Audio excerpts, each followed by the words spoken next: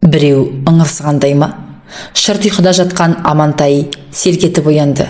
Көзін ашса үйдің іші тас қараңғы. Әуелі түк түсінген жоқ. Манаурап ұйқылаяу жатты да қойды. Әдетте оң қол жақта алақандай терезе болушы еді. Түнде сол терезеден бозарып болмашы жарық білініп тұратын. Енді бозамықтанған жарық та жоқ, терезе де жоқ, жым-жылыс.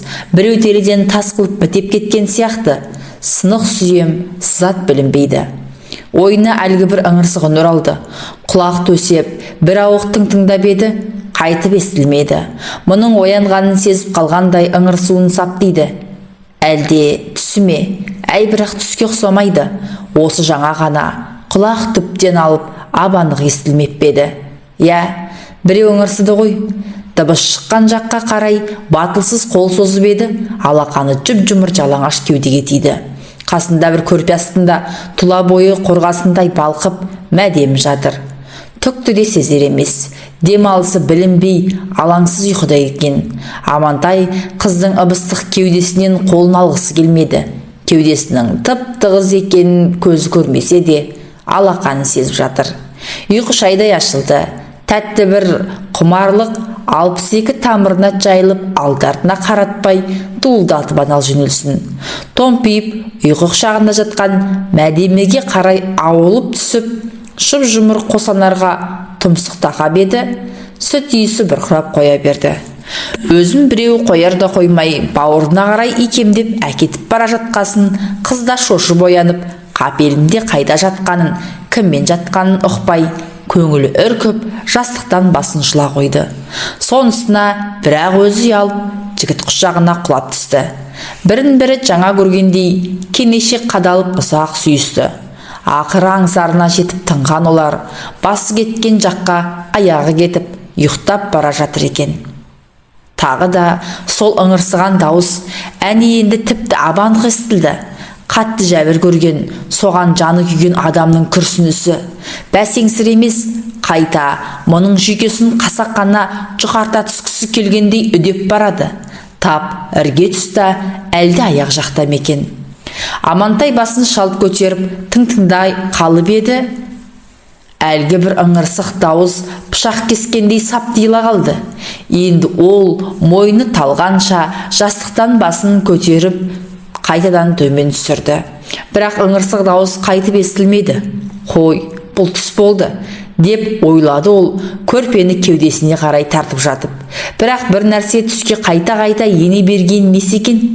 Мәдемеге қарай қолын созып еді, алақанын қыздың жұп-жұмыр анары қарып түсті. Ол бұл жолы шошып оянған жоқ. Ұйқылы ояу былдырлап, жалаңаш білегін созып, жігіт бауырына өзі кіріп бара жатыр. Кірпігі кірпігіне айқасқаны сол екен. Әлгі бір ыңырсыған үннің тағы да естілгені. Құдай-ау, көзі ұйқыда, көңілі ояу Амантай біресе тым алыс қыр астынан талып жеткен, біресе жақыннан дәл іргеден абанық естілген мазасыз үнге еріксіз құлақ тұрып, қимылсыз қалды. Ыңырсық үн осымен үшінші рет естілгенін санасы сезіп жатыр. Астапыралла, әлгі бір кезде байқамапты. Ыңырсып жатқан басқа емес, әйел адам, қыздың даусы. Әне тағы да естілді. Қатынсыраған әңгүдік біреу о бейшараны еркінен ұйпалап, апырып-жапырып бара жатқан сияқты. Байғұс құз былқынып, қарсыласуға да дәрмен жоқтай. Қолынан бар келгені, кеудесін езіп жаншыған неменің қорлығына шыдамай ыңырси беру ғана. Соны өз құлағымен абанық естіп жатқан Амантайдың да құданың құдіреті тіл байланып қалғаны. Тырп етерге қауқары жоқ, тұла бойын суық тер жуды. Ал әлгі бір бейшара қыз жаңағы ыңырсу ма, ол енді булығып жылай бастады. Өзіне де, өміріне де раз емес біреу. Көкірегі толған өкініш, қыжыл мен күйініштен жүрегі қарайған бір мұңлық адамды әрі сәрі етіп қойған неме, бұл түспе, өңбе. Неге жылайды, неге өкінеді екен? Ол-ау, бұныкіне жүрегі қысылып бас айналды. Буын-буыннан әл кеткен кеудесін көтеруге зар болып сүреліп жатыр. Шыбын жаны кеудесінде емес сияқты. Я, өзі де бір түрлі өлікке ұқсап, қалмай бойына түк күш бітпеген сияқты. Әлгі бір тұнғы шығып жатқан, бір жылаған қыздың үні, бейшарай, өкпесі үштау. Өзін өзі ұзақ қинап, тілінің ұшын әрең қозғады. Бісміллә деуге шамасы келді. Сосын солақ екен, тарс жұмған көзі ашылып кетті. Солақ екен, бейшара қыз жаны жай тапқандай кенет тым-тырыс бола қалды. Мұның көз жанарында ыстық жас іркіліп тұр. Бозарып таң атып қалған екен. Бөлмешінде қараңғылық сейіле бастапты. Қасында бері қарап, қырымен жатқан қыз мүсіні байқалады. Бұл жол Амантай ол жаққа қол созған жоқ. Төсектен сыпырылып түсті де, аяғын сүйрете басып, қуықтай дәлізге бет алды. Құлағында тұншыға жылаған қыз дауысы. Азанғы шайын апыл-ғапыл ішкен Амантай жұмысқа асығып аттанып кетті. Мәдемі алғашқы түннің балдай тәтті ләззатын бірге тартқан жігітті көзбен ұзатып салып, қуана күлімсіреп тұр. Ол тезірек кеш түссе екен, Амантай жұмыстан тезірек оралса екен деп тіледі. Амантайдың да ойы сол. Бірақ бүгін күннің тас төбеде тапжылмай тұрып алғаны жалғыз Мәдемге аңғарылып тұрған сияқты. Уақыт тұсаулы аттай кібіртіктеп, жылжымай қойған. Білек сыбанып аядай бөлмені жинауға кірісті. Есік терезені сабынды сумен ысқылап жуып еді, кірден арылған әйнектен ішке шуақ құйылды. Қара қотырланған еден де бұрынғы сарғыш бояуын тапты. Қуыс-қуыста шаң бөгіп тұр екен, сыпырғыш ұшында тұқымы құрысын не нәрсенің бәрі ілігіп жатыр. Ту, кәпірлер, шошқалар, жиркенбей қалай тұрған деп бұрынғы тұрғындарға кейіп, мұрнын тыржитты. Тек аяғының астында орындық қойып, төбедегі люстраға қанша қол созса да қолын жеткізе алмады. Сонан соң күйеуімнің алдынан дәмді қылып тамақ пісіріп қояйын деп күлімсірей күбірлеп асханаға тартты. Осылай деу жанына жағып, көңіліне ұнап барады. Қызық деп жымың ете қалды. Сосын кеше ол басқа демеді, енді бүгін күйеуім. Амантай табалдырықтан аттай бере, қуықтай үйге жаңа жайлы шаттық орнай қалғанын сезіп, ет жүрегі елжіреп сала берді. Қаланың қарбаласқан тірлігін көтер алмай, шиыршықталған жүйкеңді әп-сәтте жайма шоқтандыра қоятын дәл мынадай бақытты бұрын соңды бастан кешіп көрген емес. Мұны әргеште қараңғыған бір бос бөлме сұп-суық болып аяздай қарып қарсы алушы еді. Сонда орыс қожайынның адыра қалғыр ескі сарайынан безіп кеткісі келетін. Бірақ қайда барады? Бұған пана болып қоятын біреу бар мекен осы қалада? Жоқ қой. Іргеге тақау қойылған үстел үстінде қашан көрсең қатып семген көгерген ас қалдықтары атта көпір болып жататын. Біреудің жаман кепесін удай ақшаға жалдап алуын бұл жалдап алғанмен бар рахат көртішқанмен қара шыбындікі. Төсегі торай аунағаннан жаман, өмірі жиналған емес. Жиналса да айына жылына онда да пәтер ауыстырғанда ғана. Алматыға келгеніне міне 3 жыл. Осы 3 жылда бұл өзі қазан көтеріп, ас пісіріп пе десеңші. Үйден ыстық ас ішпеуге өзінің де ет өліп кеткен. Ал бүгін бәрі басқаша. Асхана жақтан айрықша бір хош иіс бұрқырап, жанға жайлы жылы леп есіп қоя берді. Өзі жап-жас, өзі сүп-сүйкімді әйел заты ыбыстық құшағын жайып келіп, мойынға асылып, қуана қарсы алып жатқаны мынау. Келіншегін лып еткізіп, жеп-жеңіл көтеріп алды. Түймесін ағытып, қос өңірін айқарашып жібергенде, кеудесіне бұл тиіп біткен қосанар жарқ етіп көрініп, көзін қарықтырды. Жап-жарық қой, Мәдемнің даусы былдырлаған сәбидің өулі сияқтанып естілді. Пердені жапшы. Амантай қазір тіпті тіл алғыш баланың нағозы. Жүгіріп барып пердеге жармасты. Қасын керіп, көзін жұмған келіншек қайдан біліп қойғанын қайдам. Қараңғы емес қой, деп еркелей тіл қатты. Ұяласың ба? Ұялам. Ұят қой, қарамашы. Қарамайым. Міне, мен де жұмдым көзімді. Мәдемі жігіт салмағын сезінген сайын өн бойын өт кеулеп бара жатқанынан қарады. Тас болып қатып ұйықтап қалған екен. Ыңырсып жылаған дауыс құлаққа тағы да түрпідей тигені. Бөлме іші бүгінде қап-қараңғы. Елегізіп құлақ тұрды. Тым-тырыс. Сағаттың әлсіз тырсылғана талып жетіп тұр. Әлгі бір жылаған. Осы жаңа ғана өзінің құлағымен абанық естіді ғой. Оянып кеткенде содан емес пе? Енді неге тиыла қалды? Неге? Әлде құлағыма шулаған. Осы үйде бір пәле бар, деп ойлады бір мезет. Жын шайтан бар. Маңдайдан сұп-суық тер бұрқ ете қалды. Саусақтары арбиған қорқынышты бір құбыжық ебедейсіз қимылдап төсек үстінде төбеден төніп келгендей. Төніп кеп екінші түн бүйірін қыздырып жатқан жас келіншекті әй-шәй жоқ қойнынан суырып әкетпек сияқты. Пісіміллә, кет бәле кет. Демнің арасында санасына ұялап үлгерген үрейден әрең айықты. Басы қаңғырып, дәл кешегідей бүгінде ұйқы қашты. Әлде қабырғалас көрші әйел ме жылаған? Әлде ұйқысырап жатқан мәдемі болмағай.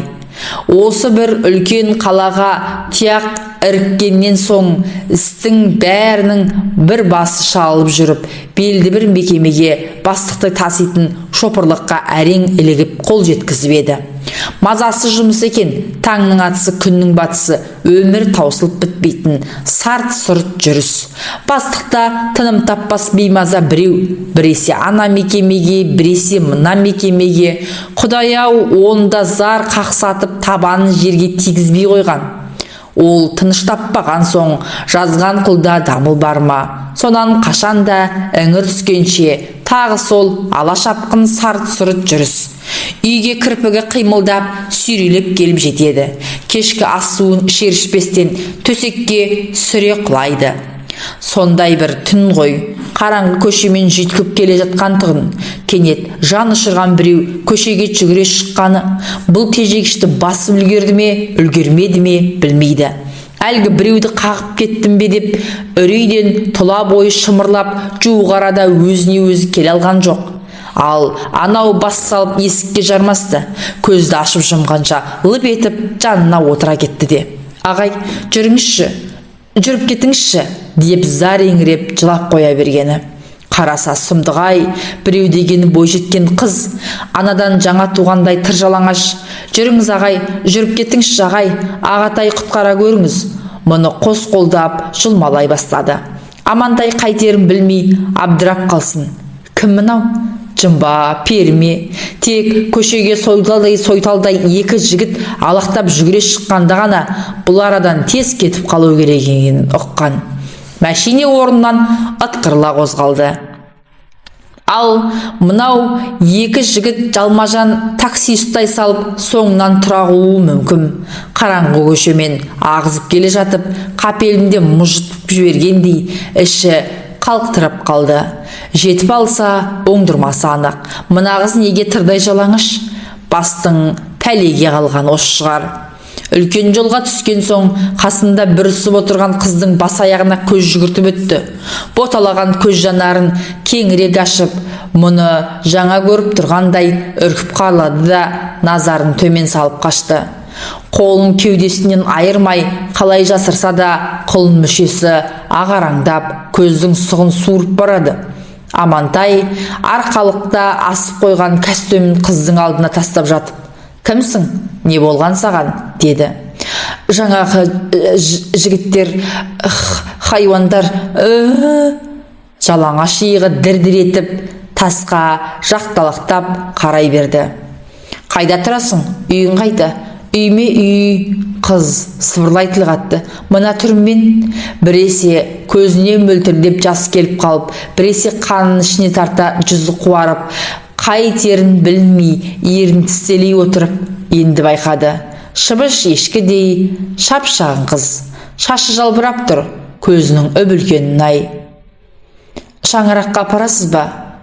"Белді мекеменің бастығы мініп жүрген мәшинеге қойсын ба?" Қыз тұратын ауданға әп-сәтте келіп қалды. "Аға", деді қыз жасқана сөйлеп. "Осы араға тоқтаңызшы." Тоқтады. "Анау көк қақпалы үй, сол үй ме?" "Сол үй. Түннің жарымы ауып кеткелі қашан. Төңірек тып-тыныш. Қыз нұсқаған үй жақтан да тіршілік нышаны байқалмайды. Бірін-бірі мігірсіз қуалаған қос қанден иттен өзге көшеде қыбыр еткен тірі жан жоқ. Мәшине қақпаға тақалып тоқтады да гүрілдеген моторы өше қалды. Келдік деуін десе де үстінде бір жапырақ шүберек лыпаш жоқ тырдай жалаңаш қыздың есік терезесі тарс бекітулі үйге қалай барып, әлдеқашан жатып қалған үйдегілерді қалай оятатынына ақылы жетер емес. Шеше байғұс масқара болған қызын көрген бойда естен танып жығылатын шығар. Әке сорлы қайтер екен. Мүмкін қыздың өз жалаңаш жонын жалтыратып түсе қалуы да көзбен ішіп жеген зіңгіттей жігіттен қысылып отырмас. Осыны ойлаған ол тысқа шығып, көшенің арғы бетіндегі қарауытқан талға қарай бет алды. Өзімен өзі оңаша қалған соң бір жөн табылар. Ол жаққа назар аудармаға тырысты. Тал арасында аз бөгелді ме, көп бөгелді ме білмеді. Қайтып келсе, қыз отырған орнынан қозғалмапты. Алақанымен бетін басып, пыш-пыш жылайды. Кеудесін қымтаған костюм төмен түсіп кеткен. Тіп-тік қосанары дір-дір әйгіленіп, ап-анық көрініп қалып жатыр. Қасына кеп жайғаса берген мұның келген кеткенмен жұмысы жоқтай. Амантай шарасы түгесіліп, үрөлге маңдайын тіреді. Ағам өлтіреді, деді бір кез иегі кемсең-кемсең етіп. Ағам қатал. Қызды қайтып жұбатарын білмеді. Оның бүгінгі түн тартқан жан азабы енді мұның иығына ауысқанда еңсесі түсіп кетсін. Қыз бір кез демін іштей алып тым-тырыс бола қалып еді. Жалаңаш денесі тоңазып, иығы дірілдей бастады. Костюмді қолына алды да кеудесін жауып, иығын қымтап қойды. Кенет не ойлаған қайдам Амантай мәшинені келген жолға қайта салды. Қыз енді не нәрсеге де көндім дегендей кеудесіне құлаған басын көтерместен бүкшиіп отыр. Амантай үйге жаяу қайтып келе жатып қарындасын ойға алды. Шырағым, балам, анау жалғыз бауырыңа көз қырыңды салып жүр. Мен де Алматыға барам. Ағам сияқты мен де жұмыс істеп ақша табам деп айтқанды қалмай үйден безіп кетті емес пе? Оның сенен басқа сенетін кімі бар Алматыда? Бір-біріңе қарайласып жүріңдер. Қайдам, қорқамын, деді шешесі ана жолы ауылға барғанда. Шешенің сол аманаты жатса тұрса ойнан кетпей жүр. Өзінен 5-6 жас кішілігі бар Гүлнұр үйдің сүткенжесі болғасын ба еркеді. Жоғары классқа көшкен соң таралып өсіп, сүйкімді бой жеткен болып шыға келді. Әттең-ай, әкенің жоқтығы ғой. Мектеп бітірген соң құрбыларына ілесіп алысқа ұзап оқи алмады. Сүйеуші жоқ адамды кім қолдай қойсын? Мына тұрған облыс орталығындағы институттың алғашқы сынағынан тыраң етіп құлады да, енді қайтып оқуға беттемей қойды. Марқұм әкесі тірі болса, бұл енді ұл бала ғой, қызының қолын қайтсе де бір қараға іліктірер еді. Аға болып, мұның да қайыры аз болып тұр. Кейде сонан ба Гүлнұрдың алдында кінәлі адамдай можып қалатыны бар. Ана да Гүлнұр үйге келгенде екеуміз бір үй жалдап тұрайық, аптамның көңілі көншісін деп еді. Оған қиқар қыз көнді ме? Уайымдамашы, мен таныс қыздармен бірге тұрып жатырмын ғой. Бәріміз бір жерде жұмыс істейміз, жұмысқа жақын деп дес бермеді. Қай жерде тұрып жатсыңдар? Әдірісті білмеймін, әйтеуір өзім тауып барам. Гүлнұр өзі біліп келсе келді, келмесе осылай жер сипап қалғаның. Жалғыз ағамның халін ешіктеп, үйге жиі-жиі келіп тұруды білмейді. Жағдайың қалай десе, пайдет дей салады. Қазір не жұмыс істеп жүр екен сұрасаң, ақша табатын жұмыс дейді жұмбақтап. Я саған, көп болса кафе-ресторанда даяр шығарсың. Ауыл қыздарының қалада бұдан басқа істейтін жұмысы бар ма екен? Ал ауылдан келген жігіттер көбіне көп құрылыс маңын шарлайды. Оған да қол жетпесе, Құдай берген қара базар дайын тұр. Сонда барып арба итереді, жүк түсіреді. Арба демекші, соны ойласа, мұның көкірегін әлде бір қуаныш ала бөлек кернеп ала жөнелетіні бар. Әлгі бір ауылдастар сияқты үсті басы батпақ сатпақ болатында жүретін құрылысшы емес, қара базарда мықшыңдап арба итермейді. Көрмеймісің, тақымда ысылдаған шетелдік мәшине, таза жұмыс. Я, Гүлнұрды айтам-ау, ақша табатын жұмыс істейді. Ой пәлі, жалғыз шешемізді бір өзі асырап жүргендей ақ. Әй бірақ қыз бала ширақ келеді. Кім білсін, айтқаны раста болатын шығар. Іздеп келіп, таппай кетіп жүрген болар-ау. Мен сияқты оның да жұмыстан қолы босамайтын шығарау мүмкін. Осы жаңа ғана қара қазандай қабына қалған өкпесін ұмытып, қарындасын аяй бастады. Әлгі бір қыз сияқты, оны да құдайын ұмытқан, қағынғандар нақақ жәбірлеп жүрмесе. Сол күні өмірінде алғаш рет қырқылтай құстың ұясындай үйде бу бұрқырап қазан қайнады. Өз үйінде алғаш рет ыстық ас ішкен Амантай қыздың кейбір қылығын шешесіне ұқсатып, іші жылып сала берді. Әне, ол мұның тәрелкесіне үстемелеп сорпа құйып жатыр. Амантай үнсіз отыра бермей, көңілін ауламақ болып еді. Қапелімде аузына жөнді сөз түспейді. Әңгімен неден бастарын білмей, ойы қаңтарылып отыр. Ағаңның үйіне апарып салайын дей ме, әлде ағаңа телефон соқсақ қайтеді деген дұрыс па? Үйтейін десе, Құдай айдап келген сүйкімді қызды көзі қимайды. Үйтпейін десе, ертең бір пәлеге қалам ба деп қаймығады. Қаймықпағанда ше, осы жұрт әлде қандай қылып аузының су құрып айта беретін алып шақардың сиқы мынау болса. Аяғын даттап бассаң, бір сұмдыққа тап болып жатқаның. Айналаң толы қауіп қатер. Адамның төбе шашы түк тұрады. Оның үстіне кешетінде үйде қонбай, қайдағы бір танымайтын біреудің жаман баспанасына түнеп шыққан қарындасын көргенде қаталағасын естер екен. Бас салып мұны таяқтап тастаса ше. Үстіңдегі бар киіміңді анау екеуі ме сыпырып алған? Қатырдың есі дұрыс адам бойжеткен қыздан сөйтіп сұрай ма екен? Беп белгілі нәрсені. Ол бусынып терлеп сала берді. Әй, өзде сөзге шорқақ қасқа. Кейде бас жоқ, көз жоқ, түйеден түскендей дүңк еткізіп қойып қалады-ау. Не әдет? Мен сенің жеңгеңе барып келейін.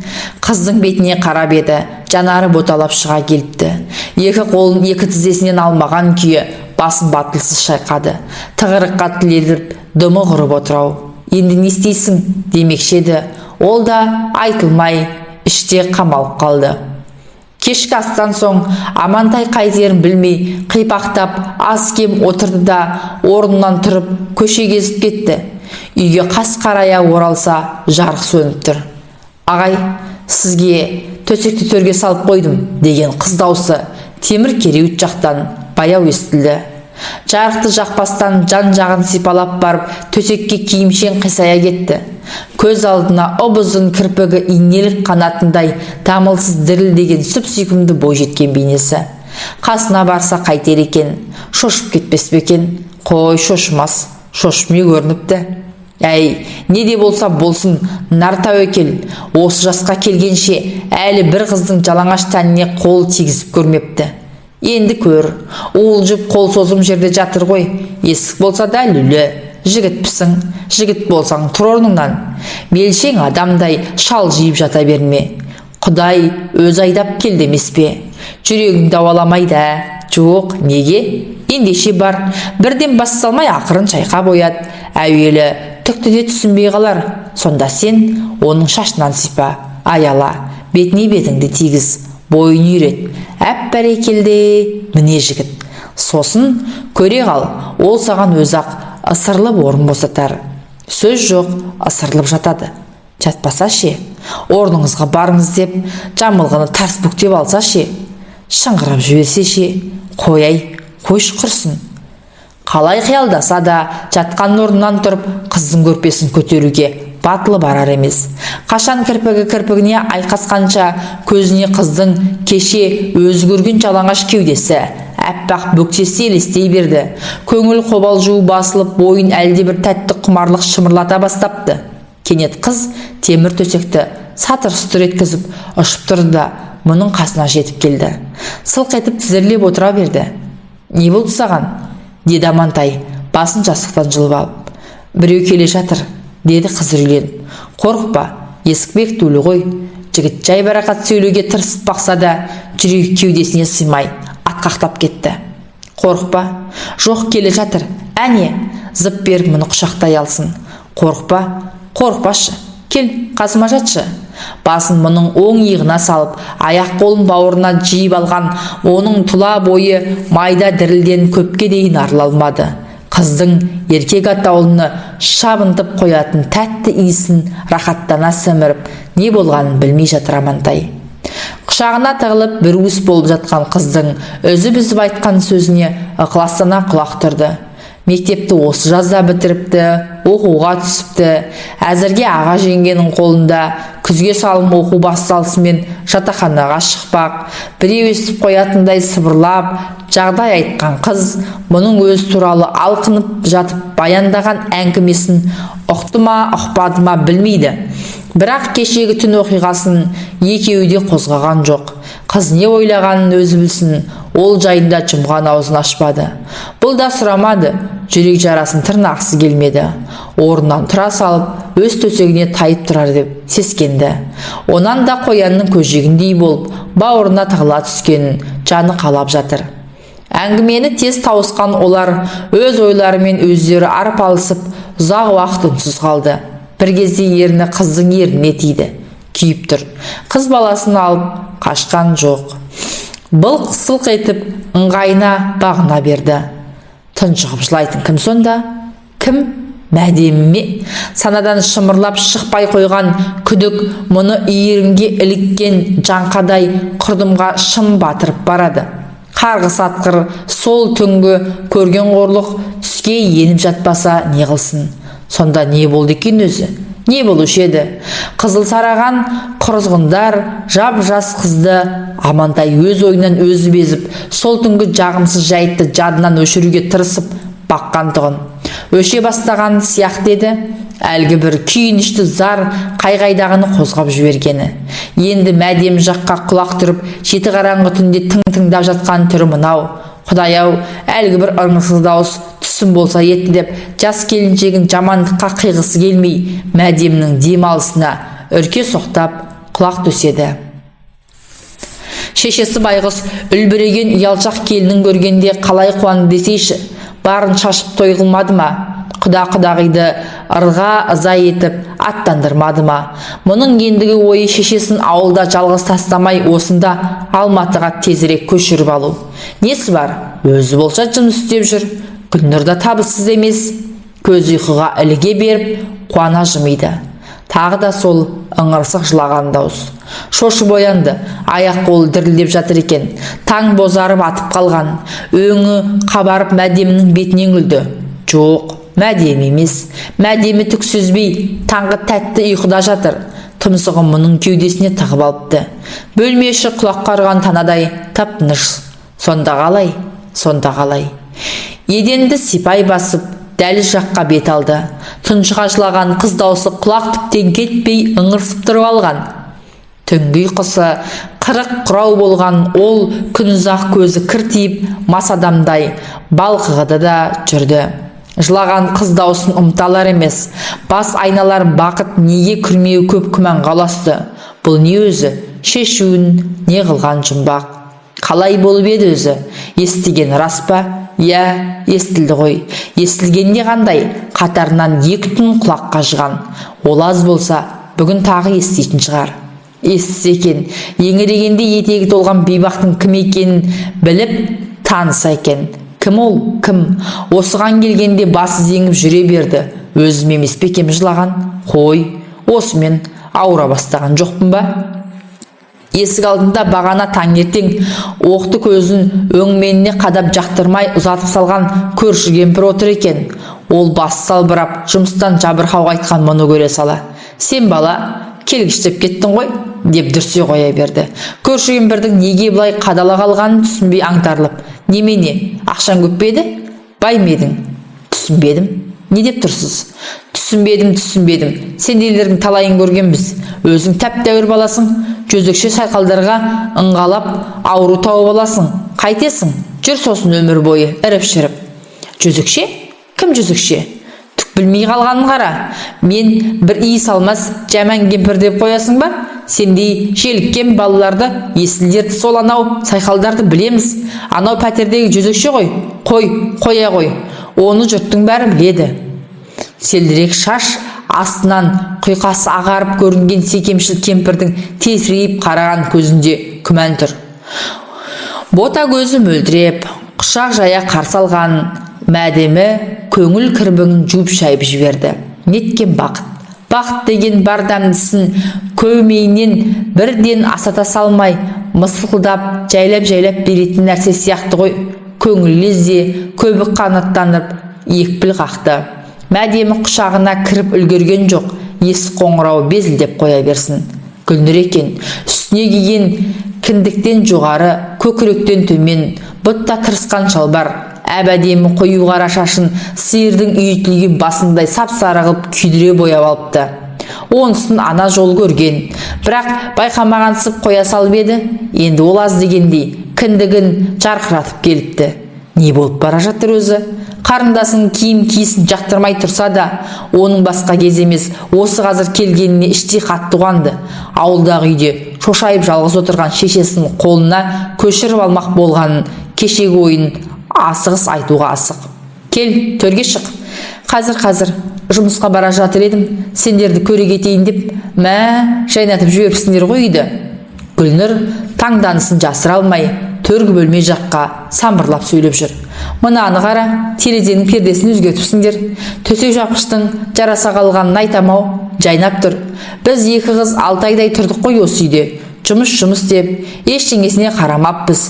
Әй, өз үйің болмаған соң. Амантай оның осы үйде тұрдық қой деген сөзіне тіксініп қалып, бүйіріне шаншу қадалғандай түсіп бұзылып бара жатты. Үндеген жоқ. Ал Гүлнұрдың көзі жайнаң, ерні сүйрең, әңгімесі таусылар емес. Амантай оның бетіне қарағысы келмей, тыжырынып теріс бұрылды. Жек көріп кетті. Елеңдеп, қанша тосса да, содан былай ыңырсып жылаған қыз даусы қайтып естілмеді.